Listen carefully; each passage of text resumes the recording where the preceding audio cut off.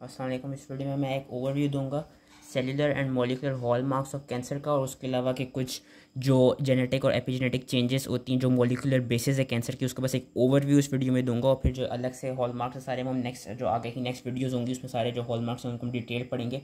तो जो molecular hallmarks of cancer हैं और जो cellular hallmarks of basically cancer हैं, दीज आर वेरी इंपॉर्टेंट। ये आपसे ऐसे क्यूज और वाइवास में पूछे जा सकते हैं। टोटल 8 है और इनके नाम याद रखने कि जो हॉलमार्क्स ऑफ कैंसर है वो क्या है कि बेसिकली जो भी क्या कहते हैं मलिग्नेंट ट्यूमर होगा which is we know cancers के, जो भी कैंसर सेल होगा या जो भी ओवरऑल कैंसर होगा जहाँ पे बॉडी में, उन सब के पास ये करेक्टरिस्टिक्स होंगे, ये हॉलमार्क्स होंगे जो कि हर कैंसर के पास होंगे। क्या होंगे? एक तो self sufficiency in growth signals. What does that mean? कि बेसिकली जो आपके कैंसर सेल्स होते हैं they can rapidly divide and they have the capacity to proliferate without any external stimuli. External stimuli का क्या मतलब है कि विदाउट एनी ग्रोथ फैक्टर जो कैंसर सेल्स होते हैं वो अपना ईजिली ग्रो करते रहते हैं और प्रोलिफरेट करते रहते हैं, क्योंकि हमने पढ़ा था जो मैलिग्नेंट ट्यूमर्स होते हैं, मैलिग्नेंट ट्यूमर्स के पास माइटोसिस की वो प्रॉपर्टी होती है। Self sufficiency in growth signals के विदाउट एनी ग्रोथ फैक्टर्स ये क्या कहते हैं वो कर सकते हैं, ग्रो कर सकते हैं। दूसरा हॉलमार्क है insensitivity to growth inhibitory signals. ये भी हम आगे जाके पढ़ेंगे। कुछ ट्यूमर सप्रेसर जीन्स होती हैं और अगर उन ट्यूमर सप्रेसर जीन्स को इनहिबिट कर दिया जाए तो उसकी वजह से भी जो आपके ट्यूमर सेल्स हैं दे प्रोलिफरेट एंड दे क्या कहते हैं दे बेसिकली जो कैंसर है वो ग्रो करता है। Insensitivity to growth inhibitory signals.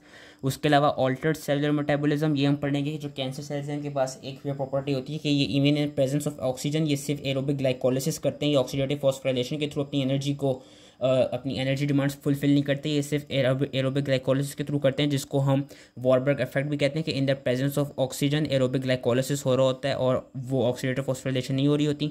Evasion of apoptosis, ये भी एक प्रॉपर्टी है कि ये अपोप्टोसिस को इवेट कैसे कर लेते हैं। लिमिटलेस रेप्लिकेटिव पोटेंशियल या इमोर्टैलिटी, या बेसिकली हम पढ़ेंगे कैंसर सेल के पास स्टेम सेल लाइक प्रॉपर्टीज होती हैं जिसकी वजह से ये दोबारा रेप्लिकेट करते रहते हैं। सस्टेन्ड एंजियोजेनेसिस, हमने पीछे पढ़ा था कि जो मैलिग्नेंट ट्यूमर्स हैं मैलिग्नेंट ट्यूमर्स में इस्कीमिक नेक्रोसिस के एरियाज बनते हैं और वी नो के malignant tumours have ability to invade and metastasise, तो जिसकी वजह से उनको एंड सस्टेन्ड एंजियोजेनेसिस की प्रॉपर्टी इसलिए होती है ताकि वो अपनी ब्लड जो उनकी वेस्कुलर सप्लाई है वेस्कुलर सप्लाई के थ्रू अपनी न्यूट्रिएंट डिमांड और ऑक्सीजन डिमांड को फुलफिल कर सकें। ability to invade and metastasize, this is also one of the important hallmark of cancers, and ability to evade the host immune response। जब भी viva में अगर पूछे जाएंगे कि 8 हॉलमार्क्स क्या हैं तो आपने ये या ऐसे क्यों पूछे जाएंगे तो ये बताने, ये एज सेल्फ ही बताने, डिट्टो यही बताने।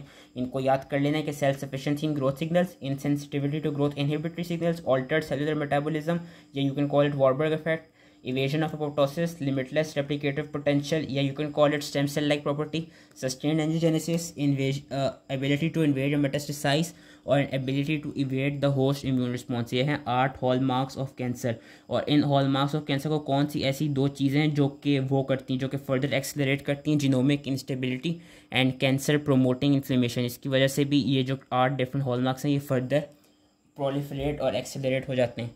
तो इस वीडियो की जो इंपॉर्टेंट चीज़ थी वो यही थी। अब जो मैं बाकी चीज़ इसमें बताऊंगा वो इतनी इंपॉर्टेंट नहीं है, लेकिन आगे कहते हैं बेसिकली मैं वो ओवरऑल एक जनरलाइज्ड ब्रीफ सा मॉलिक्यूलर वो बेसिस बता रहा हूँ, जेनेटिक एंड एपीजेनेटिक चेंजेस के मॉलिक्यूलर बेसिस ऑफ कैंसर बता रहा हूँ कि what is the role of genetic and epigenetic alterations. We know कि कैंसर कैसे होता है। कैंसर ऐसे होता है कि जब भी किसी सेल में कोई म्यूटेशन आ जाए, अब वो म्यूटेशन कैसे आ सकती है, वो जेनेटिक चेंज है वो कैसे आती है, वो mutation it could be either environmental से क्या मुराद है कि एनवायरमेंटल एक्सपोजर से, या तो कोई आपकी एक्सोजीनस एजेंट हो जिस तरह वायरस हो, जो कि हम अभी आगे पढ़ेंगे। कुछ वायरसेस होते हैं जो कि ये कहते हैं म्यूटेशन कॉज कराते हैं लाइक ह्यूमन पेपिलोमा वायरस।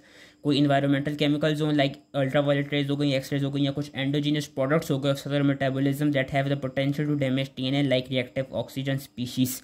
और कैसे आती है म्यूटेशन? एक तो इन्वायरमेंटल एक्सपोजर से, it can be inherited in the germ line और it may be spontaneous and random. ये कुछ जेनेटिक चेंजेस होती हैं जिसकी वजह से कैंसर फिर से कहते हैं कॉज होता है। और याद रखना है कि जो कैंसर होता है जो बेसिकली मैलिग्नेंट ट्यूमर होता है, a tumour is formed by the clonal expansion of a single precursor cell that has incurred genetic damage. किसी भी एक सिंगल प्रिकर्सर सेल में कोई भी कार्सिनोजेनिक चेंज आ जाएगी, उसके बाद उसकी क्लोनल एक्सपेंशन की वजह से उसकी क्या कहते हैं स्टेम सेल लाइक प्रॉपर्टी की वजह से वो अपनी जब वो फर्दर डॉटर सेल्स को प्रोड्यूस करता रहेगा then it will form a tumour या you can call it cancer. ये उन्होंने यहाँ पे फिगर भी बताई हुई है कि नॉर्मल सेल है, इसमें म्यूटेशन है विच इज़ कार्सिनोजेनिक। फिर जो ये सेल था ये इसके पास कुछ म्यूटेशंस और आती नहीं, अभी मैं ड्राइवर म्यूटेशन बताता हूँ क्या होती हैं। उससे कैंसर सेल बना और फिर कैंसर सेल आगे जाके क्लोनल एक्सपेंशन होगी जो कि फर्दर ये ट्यूमर कॉज करा रहा है और ये जेनेटिकली हेट्रोजेनियस कैंसर फॉर्म हो रहा है। जो जेनेटिक चेंजेस आती हैं ना, genetic changes basically 4 sets of genes, 4 classes of genes में आती हैं। वो 4 क्लासेस ऑफ जीन्स कौन सी हैं? एक तो growth promoting proto oncogenes, proto oncogenes अभी हम नेक्स्ट वीडियो में पढ़ेंगे। Proto oncogenes are basically those genes which are cancer causing genes, those are known as proto oncogenes. Growth promoting proto oncogenes में कोई म्यूटेशन आ जाए, growth inhibiting tumour suppressor genes, ये भी मैं नेक्स्ट वीडियो में बताऊंगा कि ट्यूमर सप्रेसर जीन्स की जब हम बात करेंगे, अगर इनमें कोई म्यूटेशन आ जाए, या genes which regulate program cell that, यानी एपोप्टोसिस हमने अभी पढ़ा कि हॉलमार्क ये है कि they can evade apoptosis, and how can they evade apoptosis? Due to any mutation in the gene which regulate apoptosis and genes that are responsible for DNA repair. इसमें भी अगर इसमें भी कोई डीएनए वही कोई जेनेटिक चेंज आ गई जिसकी वजह से फिर सेल के पास जो प्रॉपर्टी है डीएनए रिपेयर करने की वो लॉस हो जाए, उससे भी फिर कैंसर जो है वो कॉज हो जाता है। ये चीज़ क्या कहते हैं हम नेक्स्ट वीडियोस में पढ़ेंगे। और ड्राइवर म्यूटेशन ये चीज़ थी कि बेसिकली जब भी कोई एक म्यूटेशन आ गई, फिर म्यूटेशन आने के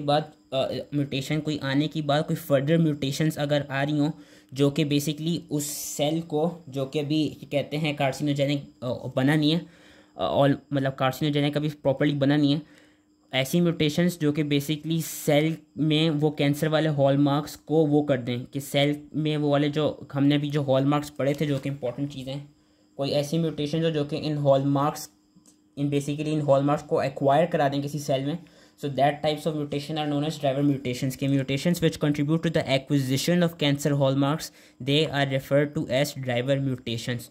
उसके बाद ये कहते हैं एपिजेनेटिक चेंजेस क्या होती हैं? ये तो जेनेटिक ऑल्ट्रेशंस हो गई। एपिजेनेटिक ऑल्ट्रेशंस ये होती हैं कि in addition to DNA mutation, epigenetic aberrations या epigenetic alterations are those like DNA methylation या DNA modification due to histone changes, या ये कहते हैं एनी अदर कोई ऐसा बेसिकली चेंज आया हो जिसकी वजह से डीएनए का जीन एक्सप्रेशन चेंज हो जाए, या कोई ऐसी म्यूटेशन हो कि जिस तरह ये हम पढ़ने के डीएनए मिथाइलेशन हो गई जिसकी वजह से जिन जीन्स की साइलेंसिंग नहीं होनी चाहिए उन जीन्स की साइलेंसिंग हो जाए, तो इस तरह के चेंजेस को हम एपिजेनेटिक चेंजेस कहते हैं, और ये भी कैंसर कॉज कराती हैं। तो ये बस ब्रीफ सा ओवरव्यू था। नेक्स्ट वीडियो से हम सही प्रॉपर पढ़ेंगे कि ये सारी डिटेल चीज़ें। इस वीडियो में जो एक मेन इंपॉर्टेंट चीज़ है वो यही है कि हमको ये 8 हॉलमार्क्स जो हैं ये आपको हर हाल में, मैं रिपीट कर रहा हूँ, हर हाल में याद करनी चाहिए। इन 8 हॉलमार्क्स को नहीं भूलना, क्योंकि ये 8 hallmarks are very very important. So that was it. I hope easily समझ में आ गया हो, एंड थैंक यू।